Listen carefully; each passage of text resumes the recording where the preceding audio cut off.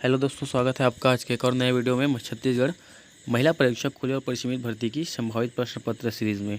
तो बिना देरी करते हुए शुरू करते हैं आज के पहले क्वेश्चन से। पहला क्वेश्चन है किशोर न्याय बोर्ड के संबंध में प्रक्रिया का उपबंध किया गया है। तो किशोर न्याय बोर्ड के संबंध में प्रक्रिया का उपबंध धारा 7 के तहत किया गया है। धारा 7 के तहत किशोर न्याय बोर्ड के संबंध में प्रक्रिया का उपबंध किया गया है। किशोर न्याय बोर्ड की शक्तियों, कृत्व और उत्तरदायित्व के संबंध में उपबंध किया गया है। तो धारा 8 के तहत किशोर न्याय बोर्ड की शक्तियों, कृत्व और उत्तरदायित्व के संबंध में उपबंध किया गया है धारा 8 के तहत। विधि का उल्लंघन करने वाले अभिकथित बालक की गिरफ्तारी के संबंध में उपबंध किया गया है। तो विधि का उल्लंघन करने वाले अभिकथित बालक की गिरफ्तारी के संबंध में उपबंध धारा 12 के तहत किया गया है। धारा 12 के तहत किया गया है विधि का उल्लंघन करने वाले बालक के।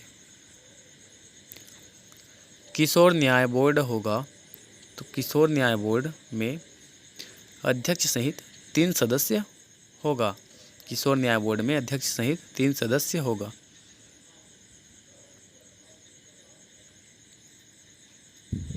किशोर न्याय बोर्ड का प्रधान मजिस्ट्रेट होगा। तो किशोर न्याय बोर्ड का प्रधान मजिस्ट्रेट महानगर मजिस्ट्रेट या प्रथम वर्ग न्यायिक मजिस्ट्रेट होगा। किशोर न्याय बोर्ड का प्रधान मजिस्ट्रेट महानगर मजिस्ट्रेट या न्यायिक मजिस्ट्रेट होगा। किशोर न्याय बोर्ड द्वारा कोई जांच बोर्ड के समक्ष बालक को पहली बार पेश किए जाने की तारीख से कितनी अवधि के भीतर पूरी की जाएगी? तो 1 मास की अवधि के भीतर पूरी की जाएगी। किशोर न्याय बोर्ड द्वारा घोर अपराधों की जांच का निपटारा किया जाएगा तो समान मामलों के विचारण की प्रक्रिया का अनुसरण करते हुए किया जाएगा। बी राइट आंसर है इसका। जांच के लंबित होने का पुनर्विलोकन उपबंधित है धारा 16 के तहत। जांच के लंबित होने का पुनर्विलोकन उपबंधित है धारा 16 के तहत।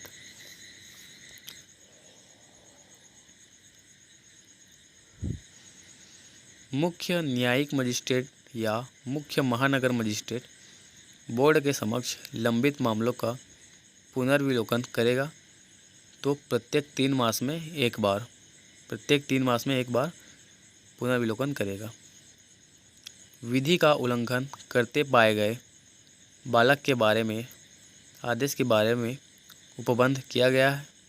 तो धारा 17 के तहत विधि का उल्लंघन करते पाए गए बालक के बारे में आदेश के बारे में उपबंध किया गया है। बालक न्यायालय की शक्तियों के बारे में उपबंध किया गया है। तो बालक न्यायालय की शक्तियों के बारे में धारा 19 के तहत उपबंध किया गया है। बालक न्यायालय की शक्तियों के बारे में धारा 19 के तहत उपबंध किया गया है। ज़रूरतमंद बालकों के देखरेख और संरक्षण के लिए बाल कल्याण समिति गठित की जाएगी। तो ज़रूरतमंद बालकों के देखरेख और संरक्षण के लिए बाल कल्याण समिति राज्य सरकार द्वारा गठित की जाएगी। राज्य सरकार द्वारा बाल कल्याण समिति के गठन के संबंध में उपबंध किया गया है। बाल कल्याण समिति के गठन के संबंध में धारा 27 के तहत उपबंध किया गया है। बाल कल्याण समिति के गठन के संबंध में धारा 27 के तहत उपबंध किया गया है। विधि का उल्लंघन करने वाले ऐसे बालक का प्रभार कौन ले सकेगा जो विशेष गृह या संप्रेक्षण गृह में रखा गया था और हो गया? तो कोई भी पुलिस अधिकारी ऐसे बालक का प्रभार ले सकता है। लंबित मामलों के बारे में विशेष उपबंध किया गया है। तो लंबित मामलों के बारे में विशेष उपबंध धारा 25 के तहत किया गया है। धारा 25 के तहत लंबित मामलों के बारे में विशेष उपबंध किया गया है। विधि का उल्लंघन करने वाले किसी बालक को इस अधिनियम या अन्य विधि के उपबंधों के अधीन ऐसे किसी अपराध के लिए छोड़े जाने की संभावना के बगैर नहीं दिया जाएगा। तो 10 वर्ष की अवधि के कारावास का दंडादेश 10 वर्ष की अवधि के कारावास का दंडादेश नहीं दिया जाएगा। बालक जिसने 21 वर्ष की आयु पूरी कर ली है और अभी भी सुरक्षित स्थान में ठहरने की विहित अवधि को पूरा करना है, उसके बारे में उपबंध किया गया है। तो धारा 20 में उसके बारे में उपबंध किया गया है। धारा 20 में बाल कल्याण समिति के सभी सदस्यों के अधिष्ठापन, प्रशिक्षण और अति संवेदनशीलता की अधिसूचना की तारीख से व्यवस्था की जाएगी। तो 2 मास के भीतर से व्यवस्था की जाएगी। अधिसूचना की तारीख से 2 मास के भीतर व्यवस्था की जाएगी। बाल कल्याण समिति गठित होगी।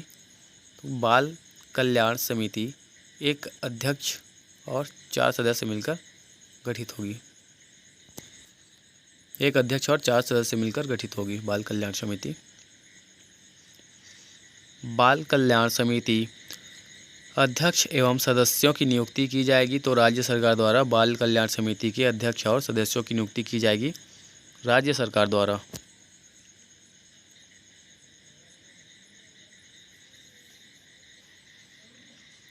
बाल कल्याण समिति के सदस्य के रूप में नियुक्ति की जाएगी। तो बाल कल्याण समिति के सदस्य के रूप में 3 वर्ष की अवधि के लिए नियुक्ति की जाएगी। बाल कल्याण समिति के सदस्य के रूप में 3 वर्ष की अवधि के लिए नियुक्ति की जाएगी। बाल कल्याण समिति को दंड प्रक्रिया संहिता द्वारा अपनी निम्नलिखित में से किसको प्रदत्त की गई शक्तियां प्राप्त होगी? तो उपरोक्त ए अथवा बी। तो महानगर मजिस्ट्रेट या प्रथम वर्ग का न्यायिक मजिस्ट्रेट। बाल कल्याण समिति का शिकायत निवारण अधिकारी होगा। बाल कल्याण समिति का शिकायत निवारण अधिकारी होगा जिला मजिस्ट्रेट। बाल कल्याण समिति का शिकायत निवारण अधिकारी जिला मजिस्ट्रेट होगा।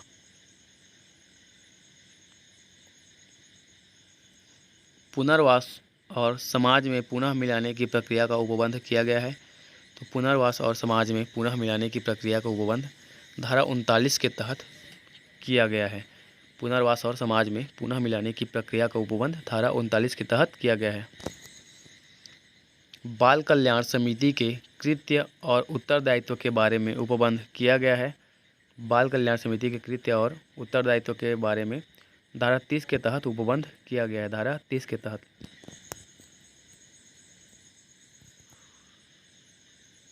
बाल कल्याण समिति की शक्तियों के बारे में उपबंध किया गया है।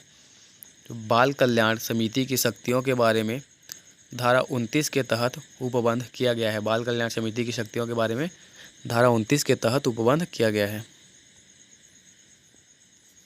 बाल कल्याण समिति द्वारा मामले का अंतिम निपटान किए जाते समय कम से कम कितने सदस्यों की उपस्थिति आवश्यक है? बाल कल्याण समिति द्वारा मामले का अंतिम निपटान किए जाते समय कम से कम 3 सदस्यों की उपस्थिति आवश्यक है।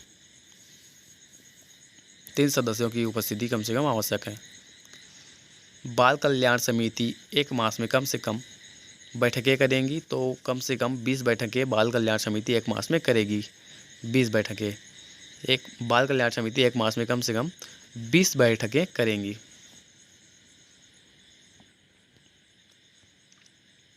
बाल कल्याण समिति के संबंध में प्रक्रिया का उपबंध किया गया है। तो बाल कल्याण समिति के संबंध में प्रक्रिया का उपबंध धारा 28 के तहत किया गया है। बाल कल्याण समिति के संबंध में प्रक्रिया का उपबंध धारा 28 के तहत किया गया है। किशोर न्याय अधिनियम 2015 की धारा 40 के अनुसार किसी भी बाल गृह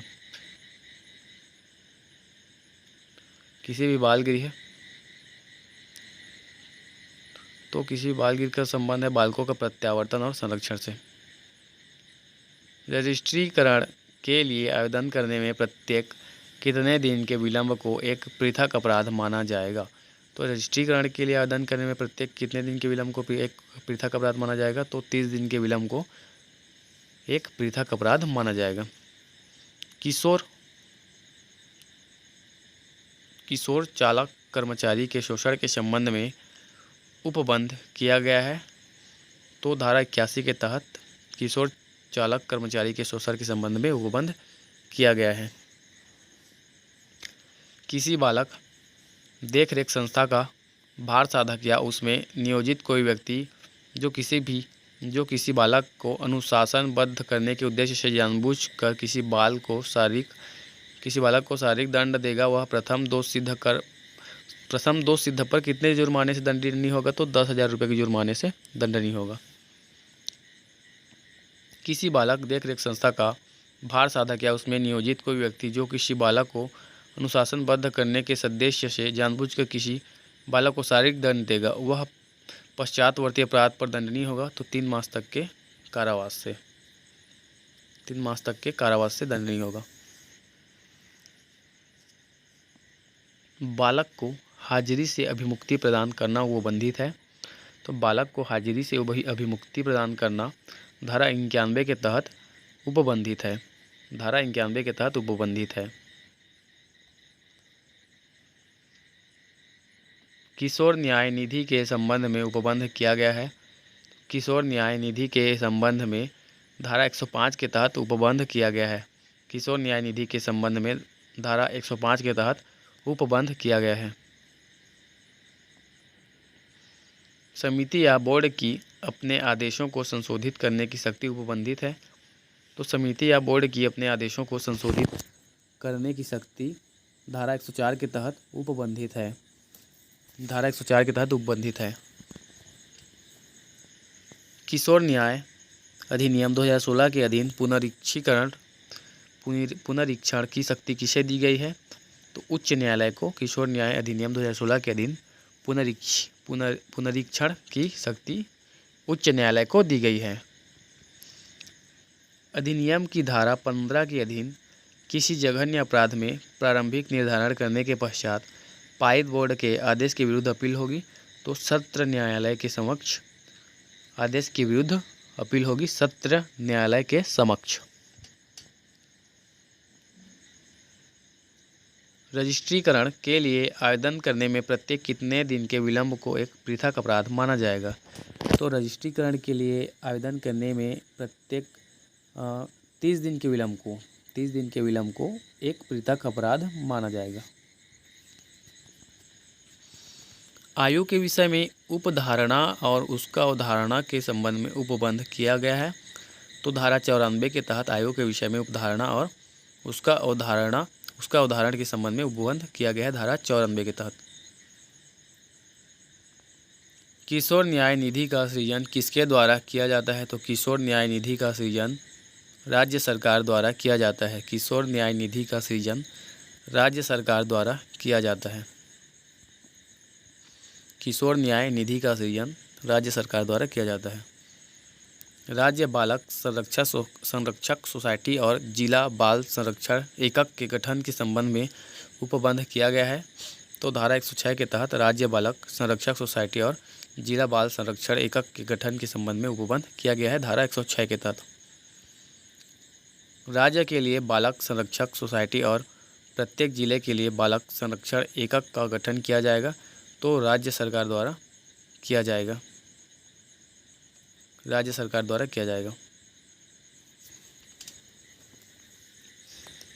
बाल कल्याण पुलिस अधिकारी और विशेष किशोर पुलिस एकक के संबंध में उपबंध किया गया है।